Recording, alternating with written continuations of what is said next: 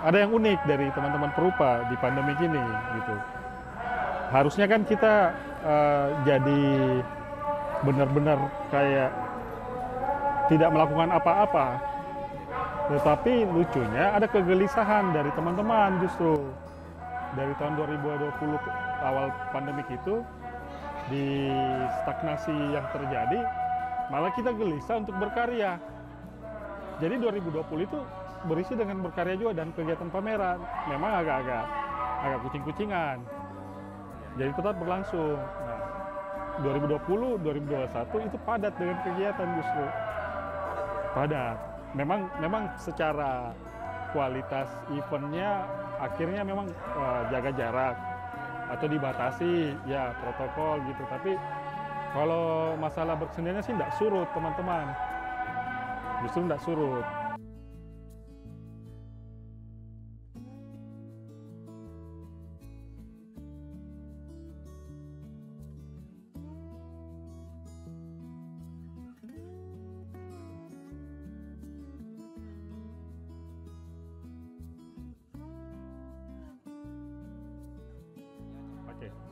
Nah, yang dilakukan oleh teman-teman perupa di Makassar, Sulawesi Selatan khususnya Makassar, dan lebih spesifik lagi yang tergabung di MAIM itu, memang penggalian ke dalam. Jadi gagasan, konsep penciptaan itu benar-benar menggali originalitasnya dia. Jadi berangkat dari dirinya masing-masing, pengalaman batinnya, pengalaman merespon peristiwa-peristiwa yang terjadi di sekitarnya gitu. Jadi kalau secara bagaimana teman-teman Makassar berkarya, ya bisa dikatakan mereka percaya diri dengan identitas sendiri.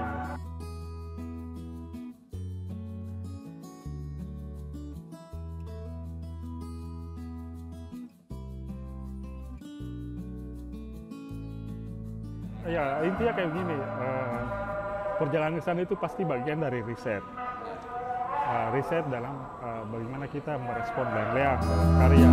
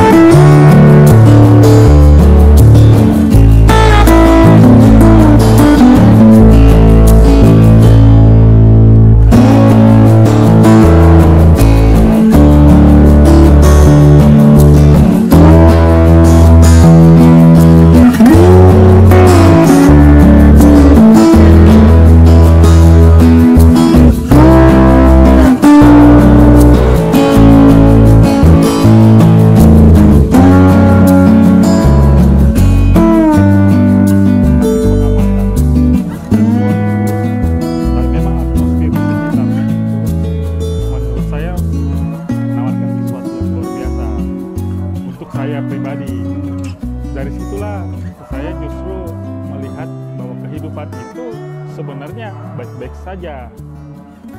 Mau pandemik mau sebenarnya sudah baik. Dalam kehendaknya ini semua sudah teratur. Nah, kesadaran itu yang muncul.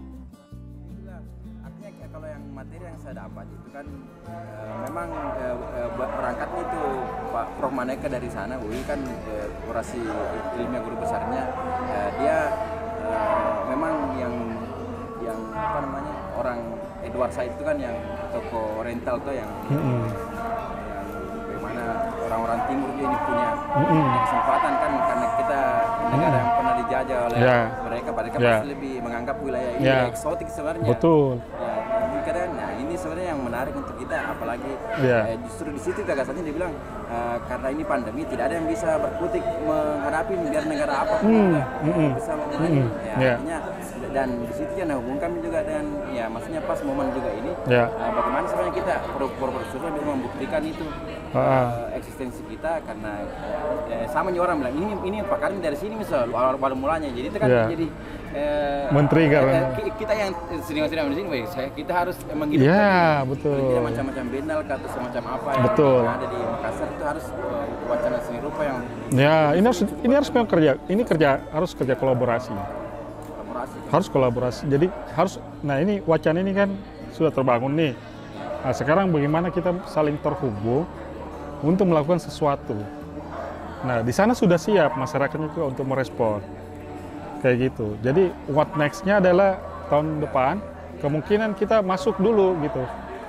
Masuk dulu untuk berkomunikasi dengan masyarakat karena konsep kolaborasi itu kan pelibatan masyarakat. Nah, yang kita harapkan kan masyarakat di sekitar sana punya kesadaran tentang kan aspek sosiologi kan. Jadi mereka lah yang justru lebih sadar untuk melihat permatanya gitu ya. Kayak gitu. Nah, itu dulu. Dari sana baru kita bisa lebih jauh lagi untuk bagaimana melakukan sebuah program-program pengembangan, pemeliharaan, kesadaran. Ada kan istilah aja sadar wisata kan, atau sadar orang-orang di sana terutama biar mereka tidak senanya juga, nanti di apakah atau melihatnya sebagai mungkin objek-objekan saja sih ini untuk kayak orang datang parkiran atau apa kan lebih ke levelnya rendah sekali. Aplikasi itu juga. Nah, makanya perlu sekali melakukan komunikasi yang aktif dulu dengan masyarakat setempat dan merencanakan kegiatan bersama supaya terjadi pelibatan. Supaya ini menjadi bagian dari dia gitu. Mereka sendiri yang lebih penting sebenarnya menyadari tentang potensinya secara khusus adalah masyarakat sekitar Leang-Leang. Itu dulu kan. Nah, kalau kita bicara tentang mau melakukan sebuah gerakan seni berdampak misalnya. Nah, dampak yang diharapkan sebenarnya adalah kesadaran masyarakatnya. Nah, dan mereka juga sudah mulai sadar bahwa membutuhkan kita. Mereka membutuhkan seniman hadir di sana. Mereka butuh pendampingan, butuh komunikasi. Seperti apa kira-kira yang bisa membuat masyarakat setempat itu melihat nilai eksotisnya ini dan bisa berdampak juga buat kehidupannya. Kayak gitu. Karena kalau tidak ada kesadaran dari masyarakat itu tahulah sendiri bagaimana. Atau kalian juga yang menjadi jangan sampai karena orang-orang lokal tidak bisa menjaga nanti diambil alih orang dari dunia kan, artinya semua berapa radius di situ semua pokoknya disterilkan, masyarakat juga dianu semua bergeser dia betul ya karena tidak mampu orang-orang sendiri yang mengelola lah. Nah yang paling menarik adalah Kars ini ternyata dia menyimpan air bersih itu, air minum, untuk bahan air minum itu mensuplai itu kan dia kan berongga. Iya, rongga-rongga. Kars itu berongga-rongga dan dia itu bisa dikatakan sumber air bersihnya Maros, Makassar dan sekitarnya gitu. Kayak gitu. Ada air minum yang paling esensial yang dibutuhkan manusia. Wah, itu lagi bisa jadi bisa lagi isu lingkungan gitu kan. Ekologi. Makanya kalau kita berpikir tentang gerakan seni rupanya bisa multidisiplin. Pelibatan banyak disiplin ilmu agar ini menjadi sebuah isu yang benar-benar penting. Belum dari menjaga situs seni rupanya, lukisan goa, belum dari ekologi tadi, belum lagi dari segi sosiologinya gitu. Banyak sekali yang bisa dilakukan secara bersama-sama kayak gitu. Iya, tentu juga ada campur tangan dari pemerintah daerah di sini. Nah, makanya kebijakannya. Ya, makanya yang diharapkan menyerahkan ke asing atau bagaimana kan nah itulah. Kita harus sendiri siap juga. Ya. Siapa yang bisa. Ya, jadi mereka itu berharap kita masuk. Mereka berharap kita masuk dan berkomunikasi dengan mereka untuk bagaimana. Mungkin nanti berupa workshop kayak. Ya, bisa begitu. Anak mudanya. Bisa FGD dulu, FGD, terus nanti seperti apa sih potensinya, kayak gitu-gitu. Intinya kayak gitu. Tapi kemarin waktu webinar itu mereka ikut ikut webinar dan menyaksikan. iya, Kayak gitu. Jadi mereka sudah langsung komunikasi dengan kita juga. Jadi kalau perlu kan bisa menjadi salah satu programnya nanti kan. Ya, Untuk 2022 ini. mereka menunggu sih untuk 2022, untuk kegiatan 2022. Liang-liang itu. Nah, tinggal mungkin bagaimana kolaborasinya atau sinerginya tuh Iya. teman-teman dari kampus, akademisi. Yang kepikiran memang juga jangan sampai menjadi eksploitasinya itu. Nah, itu yang perlu dijaga. Jangan sampai cara melihatnya adalah eksploitasi. Yang kita harapkan kan eksplorasi. Eksplorasi. Betul. Ya, kayak Itu kan gitu. macam mana kayak adanya malah terakhir itu katanya lebih 2000 lukisan sebenarnya di situ. Kalau yang Berapa? saya Data yang dia tulis 200 kali, 200. itu sampai 2000 katanya ini ada di tulis. Wow. Mungkin sampai kemana dia jelajahi itu? Karena memang Berapa peta, luas gitu? iya peta Kars itu kan Iya. terbesar ketiga di dunia. Kawasan Kars. Kedua ya? Pertama. Wow. Nah, kalau kita bicara kawasan berarti memang kayak kompleks gitu kan. Iya, berarti mungkin ditelusuri tambah luas tuh wilayahnya, bukan hanya wilayah itu, mungkin 200-an di situ wilayah yang Ya. titik utamanya. Ya, betul. Karena masih banyak goa yang tidak tersentuh. Belum di discovery ya. Iya. Nah, yang kan kemarin yang terjadi dari karena sisi ekonomi, yang paling seksi adalah cara cepatnya menambang Kars, Nah, itu marmer. ya eksploitasi. Nah, itu. Nah, itu kalau masyarakatnya tidak punya kesadaran untuk menjaga, Ya, lebih ke instan dapat uang. ya mungkin udah banyak yang jadi fondasi. Iya. Kan karang-karangnya itu dari sana. Kayak gitu. Artinya dia enggak mengindikan sebagai warisan ya. Ya, Nggak karena dipikir, itu kan karena mereka tidak penting paham. sekarang ini. Nah, mereka tidak Bisa paham. menikmati setelah Ya, kita lagi masih hidup tuh. Artinya, betul. Masalah anak cucu nanti Ya. enggak ada urusan. Ya, makanya apa urusannya dengan lukisan itu? Iya. Kan yang ditemukan tertua itu jadi kandang sapi, kerbau. Jadi kalau musim hujan, saya nonton juga BBC itu. Oh iya. Jadi waktu itu katanya masyarakat setempat kalau hujan di tengah sawah tuh, ada Kars di tengah sawah, dia tidak bawa pulang sapinya, kerbaunya. Dia cuma taruh di dalam goa itu. Dalam goa itu ada lukisan tertua itu. Iya. Dia nggak biasa saja, ya ada lukisan oke. Ya, jangan sampai itu kan merusak. Nah, artinya kalau masyarakat setempat mungkin masih terjaga. Iya. Tapi kalau masyarakat luar yang sudah tahu dan tidak peduli itu, Iya, coret-coret tidak. ya kayak gitu-gitu.